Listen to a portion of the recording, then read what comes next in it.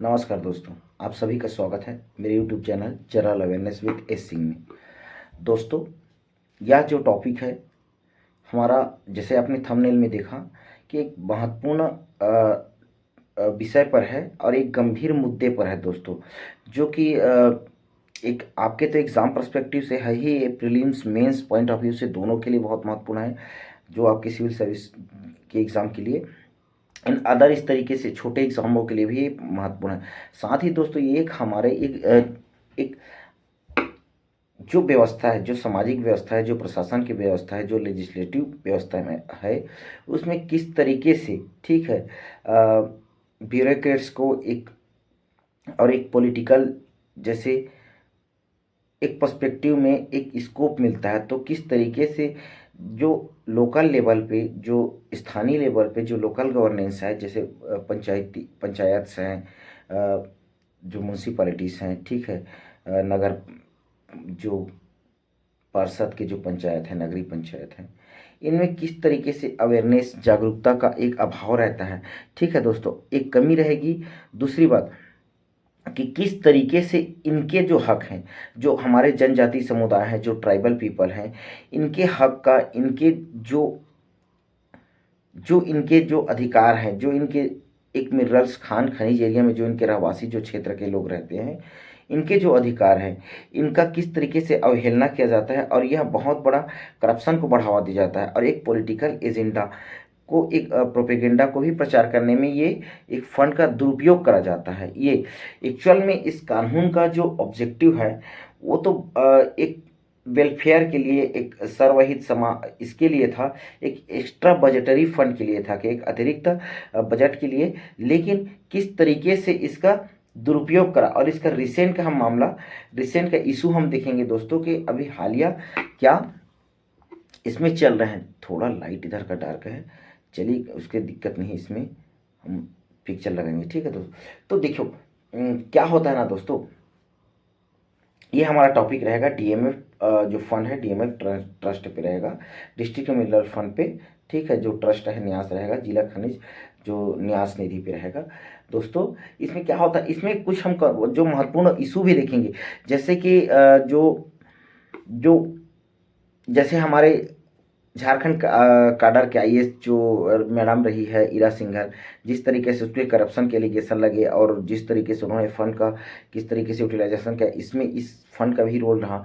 जिस तरीके से हमारे जो रायगढ़ की जो आईएएस अफसर थी, बाद में वो कोरबा डिस्ट्रिक्ट, हमारे कोरबा जिला के भी आईएएस बनी, रानू साहू, इसने डीएमएफ फंड का किस तरीके से गलत तरीके से दुरुपयोग करा। और रिसेंट में अभी एकदम करेंट का, मैं आपको, देखिए हम खुद प्रशासन में है दोस्तों, लेकिन जो गलत हो रहा है उस पर आवाज़ उठाएंगे, बोलेंगे, जो सही है तो वो सही है, ठीक है दोस्तों।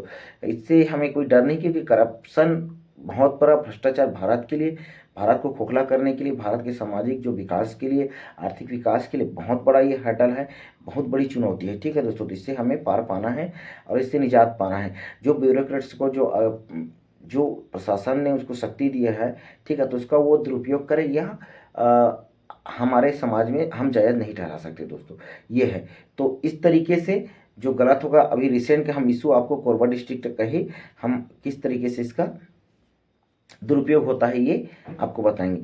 तो दोस्तों, हम बात कर रहे हैं, चलिए हम बात करेंगे जो डीएमएफ फंड है, जो डिस्ट्रिक्ट मिनरल फंड है, जो न्यास है, ठीक है दोस्तों, ये किस एक्ट से आया, पहले तो मैं ये बता दूं, और क्या है ये बता दूं दोस्तों। जैसे कि खान और खनिज जो विकास विनियमन है, ठीक है, संशोधन होता है अधिनियम 2015।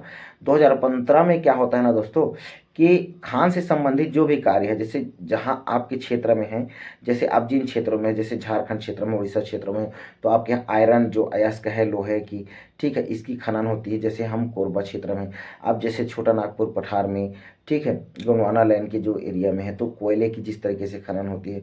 आप साउथ में चले गए तो कर्नाटक में, ठीक है, तो वो जितने भी जिन क्षेत्रों में जो मिनरल्स हैं, जो खनन है, उन क्षेत्रों में देखो संसाधनों का खनन करा जाता है, ठीक है, जो खनिज है। तो उन जिलों में जो राज्य सरकार है ना दोस्तों, एक अधिसूचना नोटिफिकेशन के द्वारा, कौन से कानून, इसी कानून के द्वारा, खान और खनिज विकास विनियमन संशोधन अधिनियम 2015 के द्वारा, जो स्टेट गवर्नमेंट है, एक क्या रहेगा नोटिफिकेशन के द्वारा, कि क्या करेगा, कि जिला खनिज फाउंडेशन का एक जिला खनिज फाउंडेशन नामक एक गैर लाभकारी निकाय रहेगा दोस्तों, एनपीओ रहेगा। ये राज्य सरकार उसको नोटिफिकेशन के द्वारा जारी करेगा, इस कानून के रूप में एनपीओ के रूप में रहेगा, गैर लाभकारी निकाय के रूप में एक ट्रस्ट स्थापित करेगा, एक निधि, एक ट्रस्ट रहेगा, ठीक है, न्यास रहेगा, ठीक है। यही जो डीएमएफ विथ जो फाइनेंस का रहेगा, ठीक है, वो रेगुलेट करेगा। जैसे प्रत्येक जैसे खनन पट्टा धारक जो है केंद्र सरकार द्वारा जैसे निर्धारित दरों पर डीएमएफ में जैसे रॉयल्टी के अधिकतम 1/3 रहेगा। जो रॉयल्टी रहेगा दोस्तों 1/3 वित्त का योगदान करेगा, कौन? केंद्र सरकार करेगा, ठीक। और इस फंड का उपयोग खनन जो प्रभावित क्षेत्र में है, प्रभावित लोग हैं के कल्याण के लिए, जो वेलफेयर के लिए करा जाएगा। ये इसका ऑब्जेक्टिव है दोस्तों, कि जैसे स्थानीय खनन से जो प्रभावित समुदाय हैं, जो जैसे ज़्यादातर आदिवासी क्षेत्र हैं, ठीक है। और दोस्तों देश के जैसे सबसे गरीब लोगों को भी जहाँ वे रहते हैं, ठीक है, वहाँ से जैसे निकाले गए प्राकृतिक संसाधनों को लाभ पाने का अधिकार इसके लिए है, ठीक है दोस्तों। कि जैसे एक कैंपा फंड होता है, कैंपा में जैसे कंपनसेशन एफॉरेस्टर जो फंड होता है क्षतिपूर्ति वृक्षारोपण के लिए जैसे फॉरेस्ट डिपार्टमेंट में, वैसे ही जैसे डीएमएफ फंड है दोस्तों। ये जैसे कैंपा में क्या होता है कि जैसे गैर वनी प्रयोजन के लिए किसी चीज़ को कंपनी, इंस्टीट्यूशन या कोई भी संस्थान लगाए जाते हैं, तो वो कंपनसेशन या फॉरेस्ट्री फंड में उसका पैसा क्षतिपूर्ति के रूप में दिया जाता है, जिसमें बहुत ज़्यादा पैसा होने के बाद लास्ट टाइम आज से कुछ समय पूर्व एनजीटी ने भी कहा था कि इतने फंड है, इसका अच्छे से यूटिलाइज करा जाए। उसी तरीके से डीएमएफ फंड में भी दोस्तों के लगभग अप्रॉक्सीमेटली 189-90 ऐसे जिले हैं जिसमें 12 मिनरल्स जो खनिज हैं, इन पे लगभग अभी तक जो रिसेंट डाटा था उससे अबव हो गया है। जैसे मैंने लास्ट अपडेटेड डाटा पहले देखा था तो उसमें 3589 करोड़ रुपए उसमें डीएमएफ था। तो बहुत पैसे का मतलब अभी उसमें फंड में है, बाकी बहुत का विकास कार्यों में उपयोग किया जा चुका है, क्योंकि एक्स्ट्रा बजटरी है तो अलग से पैसे मिलते हैं, ठीक है, किसको? उस डिस्ट्रिक्ट को। तो डिस्ट्रिक्ट उस विकास कार्य में लोकल के जैसे पर्यावरण प्रदूषण से जो वाटर लॉक, जो जमीन का जो जल स्तर नीचे गया है, खनिज जैसे संसाधन के जिन क्षेत्रों में जैसे स्लम्स एरिया है, सिंचाई के लिए, पहुंच मार्ग के लिए, इनका विकास कार्य में एक्स्ट्रा जो शासन के अलग बजट से इसका उपयोग करती है एक प्रस्ताव से, ठीक है दोस्तों। ये होता है जैसे डीएमएफ, जैसे इस ट्रस्ट का क्रियान्वयन ऐसा होता है दोस्तों, जो इम्प्लीमेंटेशन है कि राज्यों के जैसे डीएमएफ निकायों द्वारा जो शासित कोष के उपयोग में एक केंद्रीय दिशा निर्देश होगा। डायरेक्शन कौन है? क्योंकि एक्ट में क्या है, खान खनिज विकास नियमन संशोधन अधिनियम 2015 का, तो इसमें क्या होता है, उपयोग में केंद्रीय दिशा निर्देश रहता है, डायरेक्शन होता है। एक योजना है दोस्तों जिसे प्रधानमंत्री खनिज क्षेत्र कल्याण योजना, PMKKY, PMKKY कहते हैं जिसको, कि जनादेश भी शामिल है। जैसे कि एक ये वाला योजना है, इसकी योजना भी हम आपको बाद में, इस योजना पे भी एक मैं आपके लिए वीडियो लेक्चर लेके आऊँगा कि किस तरीके से इस योजना का भी खनिज क्षेत्र कल्याण के 60% कैसे कंपलसरी है, अनिवार्य है ट्राइबल क्षेत्रों में विकास कार्यों के लिए। चलिए जैसे मैं इसमें हम और बात करेंगे, जैसे ये डीएमएफ जैसे हम हैं तो इसकी स्ट्रक्चर जैसे संरचना क्या है। देखो डीएमएफ ठीक है, कानून तो है, ये इसके ऑब्जेक्टिव हैं कि जो ट्राइबल क्षेत्र है, जो खनन से प्रभावित क्षेत्र है, उन क्षेत्रों में अलग से विकास कार्य हो सके, ठीक है, उनके कल्याण के लिए हो सके, जो लोकल के लिए। लेकिन इसको किस तरीके से एक स्ट्रक्चर रहता है, कैसे इसकी संरचना रहती है, जो इस फंड का रेगुलेशन करती है, जो इसमें जो रॉयल्टी आता है। तो इसमें दोस्तों जिला खनिज फाउंडेशन का जो एक संरचना होता है, डीएमएफ स्ट्रक्चर होता है, इसमें डीएमएफ में कौन कौन जैसे सदस्य रहेंगे, अध्यक्ष रहेंगे। जैसे एक सदस्यों के साथ रहेगा एक न्यासी बोर्ड होता है, न्यासी बोर्ड रहेगा, जिसमें जैसे राजस्व मंडल के जैसे आयुक्त रहेंगे या कलेक्टर जिसको बोलेंगे, डीएम जो डिस्ट्रिक्ट मजिस्ट्रेट है, कलेक्टर है, वो राजस्व मंडल का आयुक्त है, वो अध्यक्ष के रूप में कार्य करेगा। कौन? डीएम। तो इसका बहुत बड़ा इंपॉर्टेंस रहता है डीएम का, कि ये क्योंकि अध्यक्ष के रूप में इसमें कार्य करता है दोस्तों। एक हो गया ये, तो ठीक, ये अध्यक्ष के रूप में कार्य करेगा। और ये जो प्रपोजल रहेगा इसका जो फाइनल कौन देगा? राज्य द्वारा, जो राज्य सरकार, तो दोनों आ जाएंगे ना। देखो राज्य सरकार लेजिस्लेटिव विधायिका का है, ठीक है, हिस्सा है, और कलेक्टर कौन है कि वो एडमिनिस्ट्रेशन प्रशासन मतलब कार्यपालिका का हिस्सा है, तो दोनों द्वारा ये रेगुलेट हो रहा है, ठीक है। अब फाइनल रूप वो देगा राज्य सरकार, अध्यक्ष रहेगा डीएम, ठीक है। कलेक्टर का जैसे बशर्ते मतलब शर्ते अध्यक्ष कोई अलग ना हो तो कलेक्टर रहेगा। जैसे अपर जिलाधीश रहेगा, या जैसे कलेक्टर ना हो तो अपर जिलाधीश जैसे के ले सकते हैं, या और अन्य संबंधित विभाग, जो अन्य जो क्षेत्रीय संबंधी विभाग के भी इसमें जैसे सदस्य रहेंगे। सदस्य जैसे जिला स्तरीय अधिकारी का पदेन सदस्य होते हैं, जिसमें कि जैसे स्टील और खान विभाग हो गया, ठीक है। वन और पर्यावरण विभाग, जैसे कि हमारे फॉरेस्ट डिपार्टमेंट को ले लो, वन एंड पर्यावरण विभाग जैसे कि डिविजनल फॉरेस्ट ऑफिसर होंगे, डीएफओ होंगे, ठीक है। ग्रामीण विकास रहेगा, ठीक है। एससी एसटी जो विकास जो अधिकारी है, जो अनुसूचित जाति जनजाति विकास अधिकारी, इसके भी सदस्य रहेंगे। स्वास्थ्य विभाग रहेगा, स्वास्थ्य विभाग के जो अधिकारी रहेंगे, ठीक है। और क्या रहेंगे, जो जिला अधिकारी का जो प्रबंध न्यासी होंगे, जैसे एमपी व एमएलए जो मेंबर ऑफ पार्लियामेंट है, जैसे सांसद हो गए, मेंबर ऑफ लेजिस्लेटिव असेंबली है, जैसे विधायक हो गए, जिनके निर्वाचन क्षेत्र में कोई प्रमुख खान जो क्षेत्र है, जो क्षेत्र हैं मौजूद हैं, को भी पदेन सदस्य बनाने के लिए इसमें आमंत्रित किया जाता है कि हाँ आप भी हैं, इसके पदेन सदस्य बन सकते हैं। इसीलिए देखना, ये पॉलिटिकली कहीं मोटिवेटेड हो जाती है, पॉलिटिकली एजेंडा के रूप में चली जाती है। जिसका मैं रिसेंट का एग्जांपल दूंगा कि एक जिस तरीके से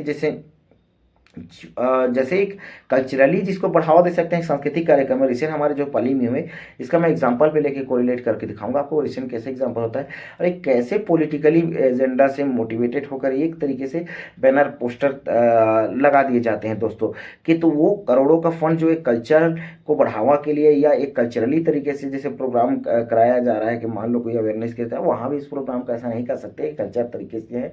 क्योंकि इस तरीके से रिसेंट के एग्जांपल देखेंगे तो ये अपना पाली का है, पाली महोत्सव 2024 का, तो इसमें बहुत ज़्यादा अनइथिकल प्रैक्टिस हुआ। जैसे बाहर से, जैसे महाराष्ट्र बॉम्बे से बड़े कलाकारों को बुला के लाना, आधा घंटे का लिए 15-15 लाख उनको पे करना, पूरे प्रशासन तंत्र को लगा देना, और एक पॉलिटिकल पार्टी का जो कि हम कोरबा क्षेत्र के हैं, कोरबा जिला के हैं, और मैं खान क्षेत्र से अत्यंत हमारा प्रभावित है दोस्तों।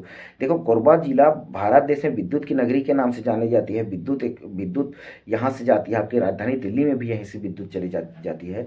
यहाँ से कोयला आवंटन, यहाँ से कोयला जाता है, ए ग्रेड का कोयला, ठीक है। मैं जहाँ से रहता हूँ, जैसे मेरा प्रॉपर होम टाउन है, तो मेरे घर से 1 किलोमीटर में, और आज से नहीं, बहुत पहले से 1 किलोमीटर में कई खदान है, 2 नंबर, 4 नंबर, 5 नंबर। इसके बाद अगर मैं 5 किलोमीटर के दायरे में जाऊँ तो दीपका ओपन कास्ट है, पूरा ओपन कास्ट एरिया से भरा है। तो सबसे ज़्यादा प्रभावित क्षेत्र हैं, हम कोरबा जिला के वासी हैं दोस्तों।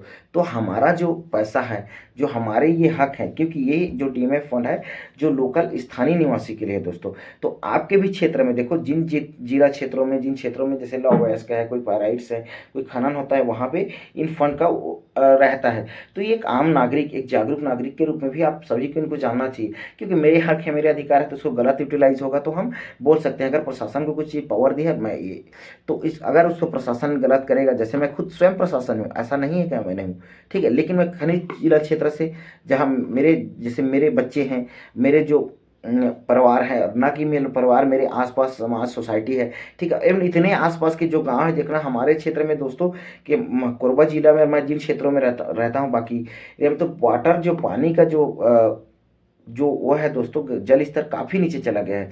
तो उनके लिए भी तालाब का जैसे गहरीकरण, कुआं के लिए कर सकते हैं, कैसे वाटर जो कंजर्वेशन के लिए इस योजना का उपयोग करना था, उसमें करना चाहिए दोस्तों।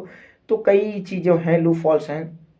हाँ, तो इसमें बाद में आता है ना, इसीलिए तो जब हम देखो, ये वीडियो लंबी होगी दोस्तों, आप सभी को इसको अच्छे से जानना चाहिए। देखो, यूपीएससी ने 2013 में आपका पेपर निकाला 250 अंक का, क्यों लाया? क्योंकि ये देखो, इमोरल तरीके से इथिक्स, इंटीग्रिटी एंड एप्टीट्यूड, जिसको आप नीति शास्त्र, सत्यनिष्ठा और अभिवृत्ति बोलते हो, 250 नंबर का पेपर इसलिए लाया कि ऐसे पर्सन, ऐसे अनइथिकल, इमोरल पर्सन, अनैतिक पर्सन ब्यूरोक्रेट्स में ना आ पाए।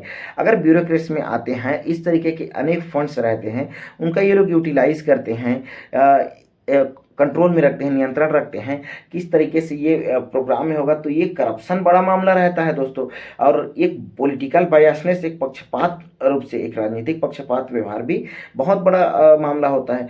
तो अगर इस तरीके से आप जो वेलफेयर के लिए, पब्लिक वेलफेयर के लिए, लोकल वेलफेयर के लिए, स्थानीय लोगों के लिए अगर हित के लिए कोई एक्स्ट्रा राशि है, एक्स्ट्रा बजटरी अमाउंट है आपके पास, तो उसको उसके लिए खर्च करें, ना कि एक दिखावा, एक जैसे हमारे छत्तीसगढ़ में बहुत चर्चित है दोस्तों कि गम्मत, तो गम्मत करा दो। ऐसा नहीं होता, ये एक इशू है, मैं इस पर और अच्छे से बात करूंगा आपको। ये जो वीडियो आप यहाँ जो फोटो लगी है, आप देख सकते हैं, ठीक है दोस्तों, ये है मामला। तो देखो, ये हमने बताया सदस्य के बारे में, ठीक है। जैसे और इसमें क्या रहेगा, राज्य सरकार का जिला परिषद के एक सदस्य को भी उस जिले का पदेन सदस्य के रूप में नामित करेगी। कौन, स्टेट गवर्नमेंट नामित करेगी। ठीक है, जहाँ कोई जैसे कि जहाँ कोई खनिज रियायत मौजूद है, जैसे राज्य सरकार में जैसे कि है कौन, जैसे म्यूनसिपल का कमिश्नर, जैसे हमने बोला एमसी, और पंचायत के 3 सदस्य जो कि म्यूनसिपल कमीशन, जैसे कि आपके पंचायती राज, जैसे 73rd अमेंडमेंट हुआ 1992 में, 74th अमेंडमेंट हुआ 1992 में, तो पंचायत और म्यूनसिपैलिटी जो दोस्तों आपको नया की अनुसूची 11वीं और एक 12वीं अनुसूची जोड़ा गया भाग 9 और 9A में। ठीक है, तो इसके थ्रू में इनके जो पंचायत और जो कि म्यूनसिपैलिटी के 3 मेंबर सदस्य को उन क्षेत्रों के नामांकित करेगी कौन, राज्य सरकार, जो प्रमुख खनिज जो क्षेत्रों में जो रियायती क्षेत्रों में मौजूद है दोस्तों। ठीक है, ये रहेगा, ये रहता है। ठीक है, पर्यावरण कल्याण विभाग के भी एक जो ये सदस्य के रूप में रहेंगे। अध्यक्ष ऐसे अन्य ऑफिसर हैं जो ऑफिसर को बोर्ड की बैठकों में सम्मिलित कर सकता है, जो पर वह उचित सदस्य जो समझे कि अन्य कोई विभाग है इनको भी बोर्ड में लाना है, रखना है, तो वो कर सकता है कौन, अध्यक्ष मतलब डीएम, जिला मजिस्ट्रेट। ठीक है, बोर्ड के जैसे कोरम में, जो कोरम होगा इसका जो स्ट्रक्चर है कोरम है, 50% सदस्य शामिल होंगे, और जो एक फाइनेंशियल ईयर होगा जो वित्तीय वर्ष में कम से कम 2 बार मिलना है। जैसे आप एक फाइनेंशियल ईयर होता है, एक वित्तीय वर्ष है, जैसे कि कैसे अप्रैल से 1 अप्रैल से पहले मार्च 31 मार्च तक था, अभी जैसे हम बजट अब फरवरी में ले आते हैं। ठीक है, तो उस वित्तीय वर्ष में जैसे 1 अप्रैल से जो 31 मार्च के जो अवधि में 2 बार कम से कम बैठक होना है, और 50% कोरम होना चाहिए। इस फंड को कैसे यूटिलाइज करें, ना कि मोनोपोली और मोनोपोली रखना है। ठीक है दोस्तों, ये इस तरीके से इस फंड का करना। एक इसी से रिलेटेड मैं एक इशू पे बात करता हूँ आपसे। ठीक है, लेकिन एक मैं ब्रीफ में आपको ना इसी से जो रिलेटेड है मैं एक योजना के बारे में बता देता हूँ दोस्तों, ये बहुत महत्वपूर्ण है जी। हाँ, ये क्या है ना, प्रधानमंत्री खनिज क्षेत्र कल्याण योजना, इसी से रिलेटेड है PMKKY।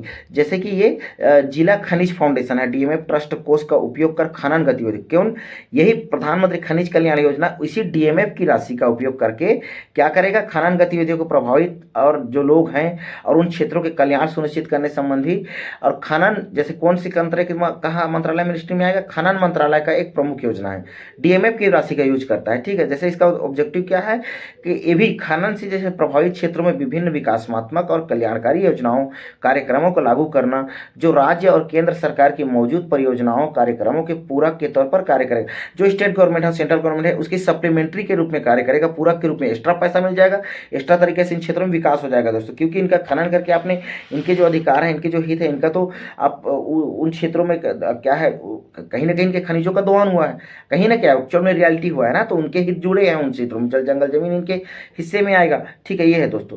तो आम लोगों के जैसे इन किन क्षेत्रों में कौन प्रायोरिटी सेक्टर रहेगा, जैसे आम लोगों के स्वास्थ्य हो गया, पर्यावरण और उस क्षेत्र के विशिष्ट सामाजिक आर्थिक स्थिति पर खनन गतिविधियों के जो प्रतिकूल प्रभावों को कम करना, जो खनन करे हो आप, तो जो इनके प्रतिकूल प्रभाव पड़े, जैसे कि मान लो कि तटीय क्षेत्रों में, कोस्टल क्षेत्रों में या खनन हो रहा है, तो मान लो आर्सेनिक पॉल्यूशन हो रहा है, तो लोगों को आर्सेनिक पॉल्यूशन से जैसे उनको रोग का सहन करना पड़ा। जैसे हम कोयला क्षेत्र में, तो यहाँ आधे से ज़्यादा लोग को टीबी का पेशेंट है दोस्तों, टीबी का, डायबिटीज का पेशेंट है। हमारे कोरबा क्षेत्र में अधिकतर टीबी का पेशेंट पाएंगे, सांस का रोग पाएंगे, क्योंकि कोयला है पूरा हमारा कोरबा जिला के ऊपर है, पूरा धूल डस्ट भरा है। तो ये तो हमारी इसमें गलती नहीं है, क्योंकि हमारे क्षेत्र से आप इतना कोयला का निष्कर्षण कर रहे हैं, इतना दोहन कर रहे हैं, हजारों लाखों हजारों टन रोज के रोज, इतने सारे खान हैं, इतने अंडरग्राउंड, इतने ओपन कास्ट दोस्तों, तो इतना कोयला हमसे निकाल रहे हो, और इतना ट्रांसपोर्ट ट्रक से, ट्रेन से।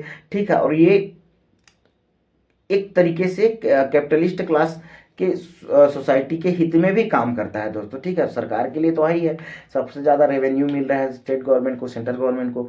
तो ये लोग, ये क्या है, हमारा हित जुड़ा था।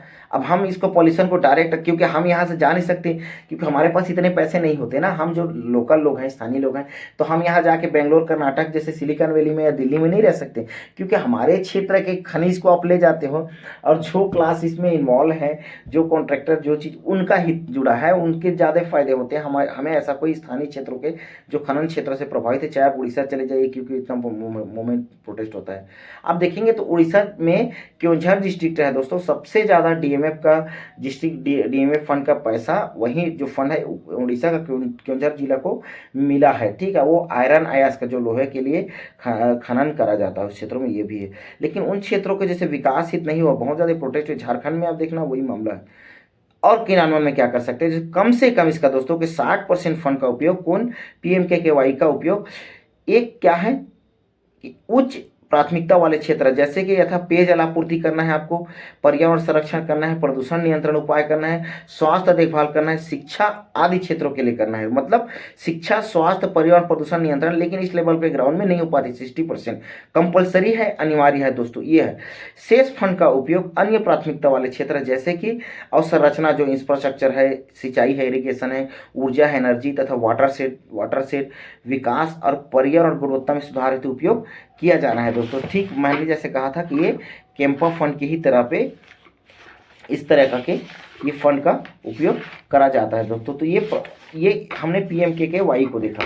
तो ये क्या है ना दोस्तों, अब रिसेंट का मैं बताऊंगा। देखना इसमें बहुत बड़ा करप्शन का एलिगेशन जो चार्जेस इस पे लगा, जो अभी जेल में है कौन, रानू साहू DM, जो रायगढ़ DM से वो कोरबा DM बन के आई थी। तो ये भी इसमें बहुत बड़ा फैक्टर रहा कि वो आज जेल में है। ठीक है, ईरा सिंघल पे इस फंड का भी जो झारखंड के जाने माने IAS अफसर, इस पे भी, और बहुत सारे IAS है जो खनिज क्षेत्र में है दोस्तों। तो इन पे इस तरीके के एलिगेशन लगते हैं, बहुत सारे दबाव जाते हैं, एक पॉलिटिकली मोटिवेटेड एजेंडा भी हो जाता है। रिसेंट हमने देखा कि मेरा भी ड्यूटी लगा पाली में, तो पाली मैंने इसका विरोध जताया अपने तौर पर। जिस लेवल पर हम छोटे कर्मचारी हैं दोस्तों, तो हमने संबंधित बताया RI अफसर को, वहाँ के बात करा जो TI हैं कि इस तरीके से कि जो अफसर हैं कि क्या ये बोर्ड होर्डिंग लगा है। क्योंकि देखो हमारा जैसे कोरबा डिस्ट्रिक्ट है, एक विशेष दल का, एक विशेष पार्टी का जो दुर्ग से जो प्रतिनिधि रही हैं, ठीक है, उसको कोरबा अभी आवंटन हुआ रिसेंट का। हमारा जो पाली महोत्सव 2024 हुआ DMF फंड से और जिला का जो खनिज पैसा से एक कल्चरल के नाम से, और कल्चरल का भी इस तरीके से नहीं, हम इसमें सजेशन देंगे। बट क्या हुआ कि वहाँ पे ना दोस्तों कि एक जैसे दुर्ग से हैं एक महिला जो प्रतिनिधि है, मान लो कि एक विशेष दल का टिकट मिला उनको, और वो यहाँ से प्रतिनिधि कोरबा लोकसभा से चुनाव में खड़ी है, और उनका जितने भी जो द्वार है ना दोस्तों, प्रवेश द्वार हैं, वहाँ पे उसका बोर्ड होर्डिंग्स लगा दिया गया। और सामने आप अंदर जाओगे जहाँ कार्यक्रम हो रहा है, तो किसका, ये जिला प्रशासन का के तहत यह कार्यक्रम कराया गया है कि जिला प्रशासन खर्चा, बहुत पैसा खर्चा करा गया है दोस्तों। और लेकिन एक बोर्ड क्या लगा दिया, एक विशेष दल, एक विशेष पार्टी के एक प्रत्याशी का, ठीक है। और वहाँ ब्यूरोक्रेट्स में हमारे प्रशासन तंत्र के लोग हैं, लॉ एंड ऑर्डर देख रहे हैं, मैनेजमेंट देख रहे हैं, इनको दिख नहीं रहा है। तो मैंने फोटो खींचा, वहाँ पे बताया लोगों को भी कि ये देखिए RI सर थे और वहाँ पे लोग थे। अब जितना हमारा अधिकार उसको बोलेंगे साहब दोस्तों को स्टेज में वहाँ पहुँचने, क्योंकि हमें अलग तरीके के छोटे कर्मचारी हैं। लेकिन जो गलत है गलत है, वो क्योंकि हमारे हक के पैसा है, इसको ऐसा नहीं यूटिलाइज होना चाहिए। और उसके विज्ञापन, क्योंकि आप देखना एक MP को ना दोस्तों 95 लाख 95 लाख खर्च करने का वो रहता है, और एक MLA को 45 लाख खर्च कर सकता है वो चुनावी अपने प्रचार में, जब चुनाव में आता है। तो अगर इतना करोड़ों रुपये DMF फंड के एक सरकारी राशि को आप खर्च कर देते हो और किसी के होर्डिंग लग जाता है, तो क्यों ना उस पर उसके होर्डिंग अगर वो लगा है, लगा रहा है उस पॉइंट पे, उसके प्रवेश द्वार पे तीनों चारों, ठीक है, इंटरेस्ट पे, और लोग इसमें छवि बन रहे हैं, तो क्यों ना उसके जो ये प्रतिनिधि बन के आई है, जो प्रत्याशी, इनके जो व्यय से उनको वसूली भी करा जाए शासन के लिए। जो संबंधित पदाधिकारी, जो अथॉरिटी है, जिन लोगों ने साथ में इनमें साथ दिया, उन पे कार्रवाई हो, ठीक है, उन पे कार्रवाई हो, उनसे भी वसूली हो और इनसे भी वसूली हो, और इनके खर्च में जोड़ा जाए। क्यों ना इलेक्शन कमीशन, क्योंकि इंडिया भी आचार संहिता लगने ही वाला है दोस्तों। आज देखिए, आज आपका 10 मार्च है, 12-13 मार्च से देख लेना। लास्ट टाइम का जो लोकसभा इलेक्शन हुआ था 2019 में, 10 मार्च से आचार संहिता लग गई थी दोस्तों। तो 12 मार्च से हम मान के चलते हैं कि 12 मार्च से जिस तरीके से एक सर्कुलेट हो रहा है एक व्हाट्सएप सर्कुलेशन पे, तो उस तरीके से हमारे ग्रुप में आया है। पता नहीं, देखो इलेक्शन कमीशन ऑफ इंडिया हर चीज़ का नोटिफिकेशन जारी करती है और बताती है कि ये घोषणा, उसके बाद पता चलता है कब नॉमिनेशन है, कब इलेक्शन है, और कब आचार संहिता लगेगा, कब शपथ ग्रहण होगा, और कब कैसे ये अपॉइंटमेंट जैसे हो जाएगा PM का, ठीक है। ये लेकिन ये हमारे व्हाट्सएप ग्रुप में, ये आप जो देख रहे हैं दोस्तों, व्हाट्सएप ग्रुप में सर्कुलेट हो रहा है। ये हमारे सरकारी जो वन परिक्षेत्र ग्रुप में, फॉरेस्ट डिपार्टमेंट में हो तो इसमें, और जो लोकसभा इलेक्शन का जो बूथ बना है, लोकसभा इलेक्शन के जो ग्रुप है, व्हाट्सएप ग्रुप है, इसमें ये वाला मैसेज सर्कुलेट हो रहा है कि पहले से ही कुछ पता नहीं प्रेडिक्ट करा है अब किसका है ये वाला। और सरकारी तो हमने क्या बोलेंगे, अब देखो आज का टाइम है दोस्तों, चलो हमको भी गवर्नमेंट में जॉब करना है, हमारे भी छोटे छोटे बाल बच्चे। देखो, तो ये जो इस तरीके से इमोरल काम हुआ, इस पे मैं ना दोस्तों, हमारा एक सजेशन है कि हम क्या कर सकते थे। देखो, हम भी एक प्रशासनिक एग्ज़ाम की तैयारी करते हैं, ठीक है। तो ये जो unethical legislative and immoral administrative poor management of जो डीएमएफ डिस्ट्रिक्ट मिनरल जो फंड का इन इनइफिशियंट जो पीएमकेकेवाई है, ठीक है, प्रधानमंत्री खनिज क्षेत्र कल्याण योजना का जो करा गया, इसमें क्या कर सकते हैं, इसमें सजेशन है दोस्तों। जैसे हमने ताज़ा उदाहरण दिया कि कोरबा डिस्ट्रिक्ट में पाली ब्लॉक का जिला प्रशासन जो प्रायोजित कार्यक्रम है, कि क्या कार्यक्रम था कि पाली महोत्सव 2024, जिसमें आर्केस्ट्रा जो है, गीत नाच, बॉम्बे आदि क्षेत्रों से कलाकारों को बुलाकर मास मोबिलाइजेशन जो हुआ लोगों के बीच कार्यक्रम में, साथ ही जो इंटरेस्ट थे, वीआईपी इंटरेस्ट थे, अन्य गेटों के सामने एक विशेष राजनीतिक दल का जो एडवर्टाइजमेंट सूचना पटल जो अहम मुद्दा रहा। दोस्तों इसमें जो डीएमएफ की जो रेगुलेशन है, फंड है, क्रियान्वयन है का सही, ठीक है दोस्तों, मोरल एंड इथिकल एस्पेक्ट में कार्यक्रम कराने होते तो ये कराया जा सकता है। जैसे हम छत्तीसगढ़ के हैं तो यहाँ के जैसे लोक नृत्य है, लोक वादन है, पंडवानी है, राउत नाचा है, कर्मा है, पंथी नृत्य है दोस्तों, छत्तीसगढ़ी सांस्कृतिक जो पारंपरिक कार्यक्रम है का संचालन कराना यथा, जैसे कि सांस्कृतिक परंपरा में जैसे सरहुल देख लो आप, सरना देव देख लो, बूढ़ी देव, बूढ़ा देव, बाहर नृत्य परंपरा है आदि का 3 दिवसीय जो कार्यक्रम कराने गए थे, ठीक है। इनमें सीएम साहब का आना होना था लेकिन नहीं आया इनके द्वारा, ठीक। तो ये कराया जा सकता है, जो सांस्कृतिक अभियानों को सुचारू रूप से संचालित कार्यक्रम कराए जाने थे। हमारे सीएम साहब भी ट्राइबल से क्षेत्रों से एक आते हैं और ट्राइबल समुदाय कम्युनिटी से आते हैं, ठीक है। हमारे राष्ट्रपति भी आते हैं और बहुत बड़ा इसका एग्जाम्पल दिया जाता है। तो क्यों ना आप इन कल्चर को बढ़ावा देते हैं। हमारे छत्तीसगढ़ का और हमारे कोरबा जिले का डीएमएफ का फंड था, तो आप बॉम्बे से ऑर्केस्ट्रा ला के नचवा रहे हो, कुछ भी करवा रहे हो, ये किस तरीके से वो हमारा कल्चर नहीं है, एक डीजे बजवाने के बाद टाइप से हो गया, इतनी भीड़ है। तो ये एक गम्मत होता है ना दोस्तों, हमारे क्षेत्र में गम्मत बोलते हैं, जो ट्रक एसोसिएशन को लोग जैसे कुछ रहते हैं चंदे करके कहते हैं, तो वैसा ये सांस्कृतिक कार्यक्रम नहीं, हम राउत नाचा कराइए, पंडवानी कराइए। जैसे जनजातियों के कल्याण में जो जिला जागरूकता हेतु प्रयास किए जाने थे, फंड का प्रबंधन लागत प्रभावी, कॉस्ट इफेक्टिव व समाज का सम्मान बढ़ाने वाला होना चाहिए था, ना कि ये ऑर्केस्ट्रा नाच के रूप में। ठीक है दोस्तों, इतना ही 25-26 मिनट का वीडियो हो गया। धन्यवाद, आप सभी का पुनः स्वागत है। और इसी तरह जागरूक बनते रहिए, समझदार बनते रहिए, पढ़ने के साथ अवेयर भी रहिए।